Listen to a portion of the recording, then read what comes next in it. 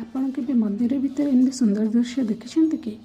Hello friends, आज आम ढेंकानाल बाहरीचु बहुत एक पवित्र स्थान बुलवा जोटा कि शरण श्रीक्षेत्र। रास्तार सुंदर पहाड़िया दृश्य देखी मन पूरा खुशी हो गला। फाइनाली आम पहुँची गलु शरण श्रीक्षेत्र।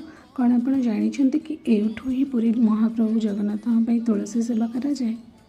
ब्राह्मणी नदी कूल अवस्थित। कहुए जे महाप्रभु को दर्शन करने पूर्व जदि ये स्नान करके दर्शन कर मन पवित्र हो जाए। कवि दीनकृष्ण दास जी कि प्रसिद्ध रसकुल्लक रचना करते से महाप्रभु जगन्नाथंकर परम भक्त थे।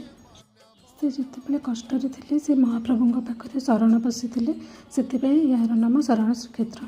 पिंटू बाबा जी कि निष्ठार सहित तुलसी सेवा करते। सर प्रसाद खाई दिनटी बहुत ही भलरे कटला। जदि वीडियोटी पसंद आछि कमेंट रे जय जगन्नाथ निहाती लिखिबे।